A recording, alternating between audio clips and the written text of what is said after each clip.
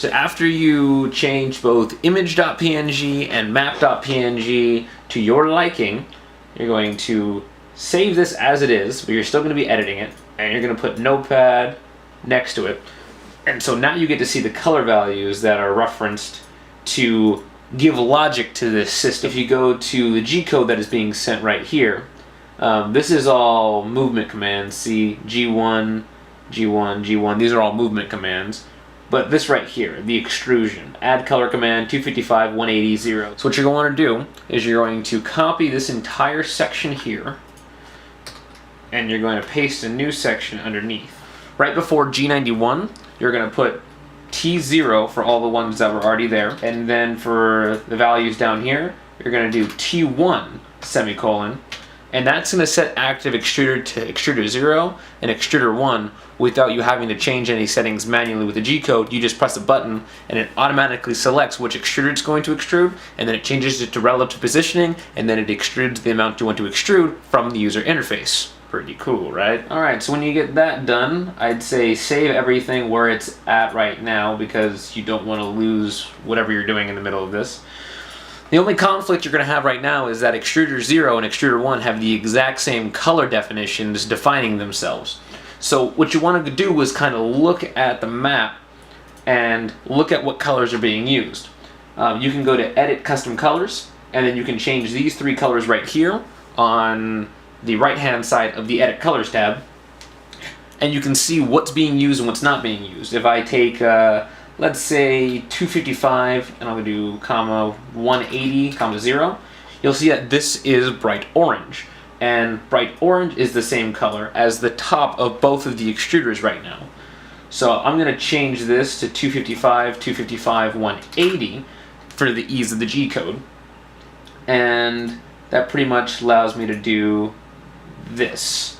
So remember, the first color command at the top is already set, and that's for extruder 0. Extruder 1, which is the secondary extruder, I know the numbers kind of get confusing, you're going to just add 255 and delete the 0 on the end, because we're changing the color values, but we're not changing the distances between the gradients. I've already tested this. I know that this color value isn't being used anywhere, so that's why I'm going to be using it. It's light yellow and it goes to a slightly darker yellow, and it's never used anywhere else in the G code. Alright, so you may not be able to actually see it, but the computer can understand the differences in the small changes of the color. From here, you're now going to define the far right extruder with these colors now. So all you do is add the paint bucket tool, you're going to go to Edit Colors, and you're going to go with the lightest color, and you're going to keep moving down to the darker colors and filling in the different amounts. So after you have that all settled, the G code will now reference the yellow squares instead of the orange squares for extruder 1, and extruder 0 will remain on the orange squares. As long as you look through the entire code and make sure you're not using the same color values for anything, you'll never have a problem when you define the color command. And so because we have 2 different extruders, we're going to have 2 different temperatures, we're going to have 2 different temperature definitions. So what I'm going to do is I'm going to change in the code right here, where it says add spinner 180 0 180 send G code, this G code right here. M140 is for the bed, M104 is for the extruder. So if I do this again as T0 and then I hit semicolon space, it'll set active extruder to extruder 0, and then that'll define extruder 0 at the given temperature that's in the spinner.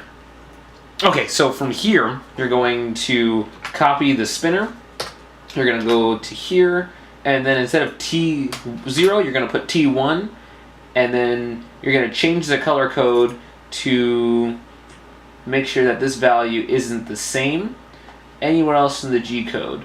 And I can add custom color, that's going to be 180 0 200, add to custom colors, say OK, and then I'm going to define the right extruder with this. So all the colors are different throughout the entire system, and it understands, because I edited the code and I edited the colors at the same exact time, it knows where to put the different features. So while editing this, I accidentally made it a 12-minute video. It was hours of footage, but I was able to make it 12 minutes. So I'm going to split it into 3 major sections. The first section is going to be the editing of both of the image files. The middle is going to be making the image files work with the code properly. And the last portion is going to be working it with the printer. So thanks for watching this portion. If you need to see steps 1, 2, or 3, depending on where you're at, you can click any of the annotations I should have up here, and you can go jump to those videos.